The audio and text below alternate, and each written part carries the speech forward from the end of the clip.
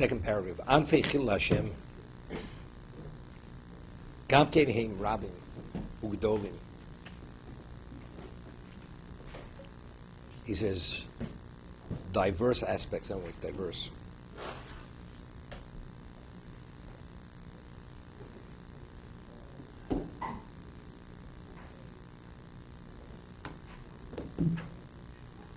It's really like ancillary situations which touch upon Chil Hashem. Gamke Rabim Gedolim, they're many and they're serious, significant. One has to be especially careful when it comes to honoring his maker. The Gemara tells of a story in Psochim that there was a Kohen Gadol that he was one of these very dainty, delicate type people. And he would wear gloves that when he would dip his finger in the blood, he wouldn't want to soil his hands with the blood. Of course, it's possible. I mean, the vote wasn't valid because his finger has to actually go into the blood. So he would dip his glove into the glove. There's a time where the quantum were corrupted, where they would sell the high priesthood for the Romans, and he would dip his finger with the glove in the blood. Okay, and he was a wealthy man. So there was a disagreement between Yanai and his wife, Yanai Melech, the king. He became a heretic.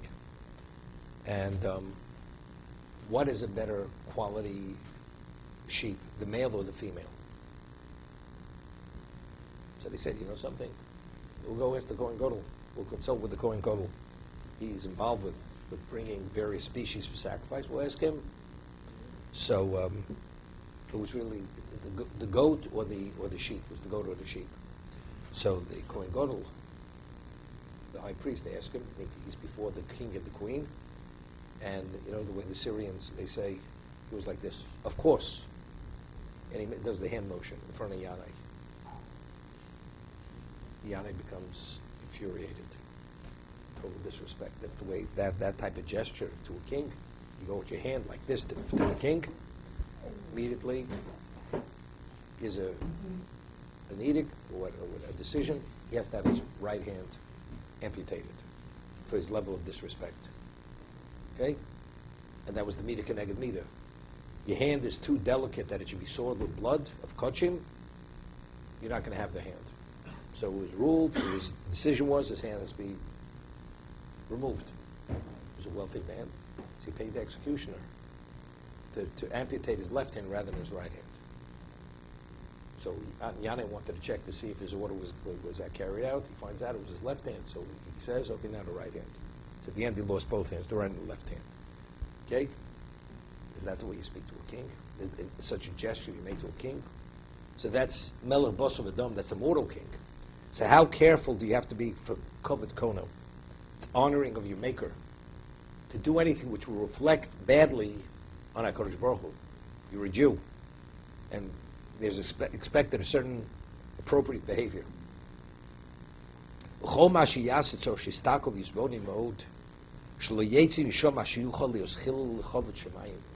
Whatever we do, you have to reflect on it and you have to evaluate it, that it should not be seen or it should be in any way evolve to be a desecration of Kovod Shemayim, Chas v'Chalila.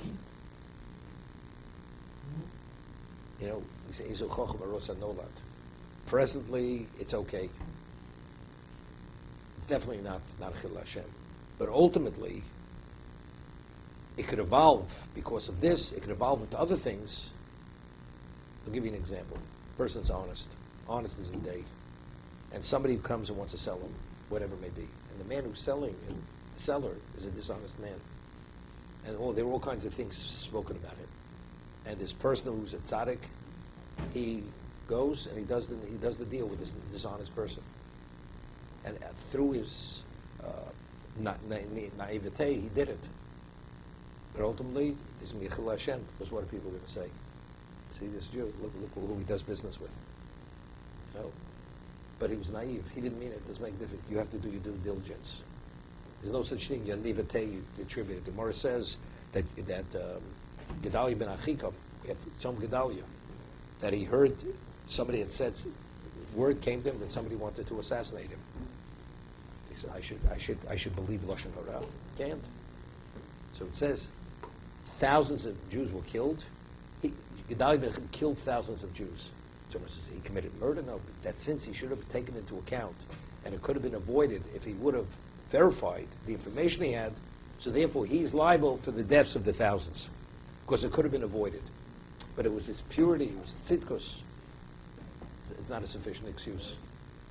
Factually, you had a responsibility. So a person, who do you do business with? Right? How does it reflect on Jews? But it was a kosher deal. I'm ethical, I'm moral. What he is does make a difference. It does make a difference. Because it depends what people are going to say. That's kavod shamayim.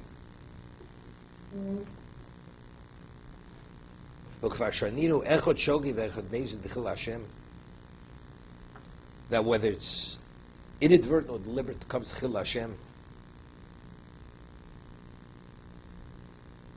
It's considered very extremely serious. Hechidami chil Hashem. Amar Rav Gon Ano. Rav was a leading Torah sage of his generation. I purchase meat from the butcher, and I don't pay my bill on time. Late payment. Why? So Rashi says, because what is the butcher going to say? If the rabbi could be a thief, I could also steal. The rabbi steals, I could steal. Paying your bill late is not stealing. It doesn't make a difference. But if that's the way the butcher processes it, due to his ignorance, that means the rabbi is a thief. So that means the rabbi is seen as a thief. That's a chil Hashem. Rabbi Yochanan Magon Ano de Maskeino Arba Amos Bel Torah Tefillin. Rabbi Yochanan says, if I walk 4 amos without Torah and Tefillin, that's chil Hashem. Because what are people going to say? You see, you don't have to study Torah. The rabbi, so he wasn't studying. But don't you realize there are always lulls. The times you take off your tefillin. If he could wear tefillin, he should be wearing. So nobody could say that one doesn't have to wear tefillin. If you could be studying, you should be studying. Even though he has no obligation necessarily, but he has to go beyond the call of duty because it could be misinterpreted, misunderstood. It's known to Chafetz Chaim, when he was older, it was a question of Erevin. And the Chafetz Chaim, he lived. And a person, as he ages, you don't have that recall. Chafetz Chaim, what he wrote, most of it was written from memory. He didn't have the Svarim. He hardly had any Svarim when he wrote the Mishnah Berurah Be'er Halacha. But he had that special memory. But when he was older, in his 90s, his memory wasn't the same. And so there was a question of Erevin. And so they came to take him to check the Erev. So he took the Chelek of the Mishnah Berurah, which had Erevin, he took it with him. So he said, you're the Chafetz Chaim, what do you think? You don't have to take the Mishnah Berurah, you are the Mishnah Berurah. He says, no, my mind, my memory is not what it used to be, but I know whatever's written here, it was thoroughly researched and everything else. It's definitely, so therefore I'm taking the Be'er Halacha to see exactly what I wrote. Right? That's what it is. So it's known the Chafetz Chaim, as a result of this, when he was older, there were times, because of his age, he couldn't learn continuously. The Chafetz Chaim did tshuva for 45 minutes Bittul Torah throughout the year. That he would do tshuva before Sheni Kippur. And he had a little notebook that he would record every moment he felt it wasn't invested properly in Torah. When he was older, he just couldn't have that level of continuing learning. But the Chafetz Chaim, if he'd walk into his house, he always sat with a sefer open in front of him, even though he wasn't learning. He would doze off. Why? Because nobody should say that the Chafetz Chaim is not studying Torah. Because a person would say the Chafetz Chaim is not studying Torah. Okay, so you have a basis not to study. It should never be attributed that he's not studying. There's a story, there passed about 15 years ago. Today, I don't think there are any Talmidim with Chafetz Chaim alive. So about 15 years ago, 20 years ago, they started a project to interview the students the Talmidim who studied in Radin. And each one told over his own personal experiences, stories that went on with the Chafetz Chaim. And it's a 6-volume work. It's called Meir Eine Yisrael.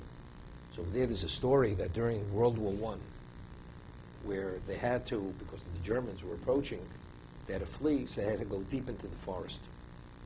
But when you go into the forest, even though they had partisans, many of them, the Jews' lives were in danger. They would kill the Jews. So they wanted the Chofetz Chaim to go on the train, and the train would take him to Vilna. But it was Shabbos. So the Chofetz Chaim says, if I get on the train and I travel on the train to Vilna, what's the world going to say? The Chofetz Chaim violated Shabbos. So this will be a basis for undermining the observance of Shabbos. I don't want that to be attributed to me. Even if it's a fact I'm putting my life in danger, it's a question of Chil Hashem, I'm not going to do it. And there's a run in Shabbos that although only if you're a known chosid, where it could be learned from the chosid, the positive, and if he doesn't, a negative lesson will be drawn, you're permitted to put your life in jeopardy. Although it's pikuach nefesh. He wouldn't do it. He would not get on that train. And there were a group of people with him with their wagons, and they went deep into the forest. So later, it was Shabbos, they sent out a scouting party to look at the Chofetz Chaim because they had enough Jews to protect him. It was a pikuach nefesh for the Chofetz Chaim. So what happened was, they searched the forest for hours. They could not find the Chofetz Chaim.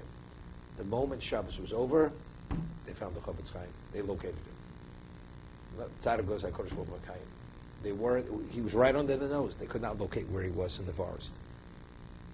Shabbos was over, they located him immediately. Again, that's what we said, Rav Rabbi Yochanan. What they did nothing wrong. But if it could be misread and misunderstood, that itself is a Chil Hashem. To be continued.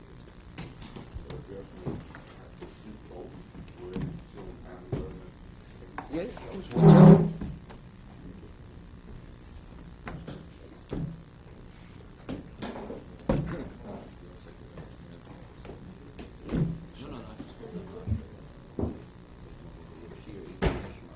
What's it then?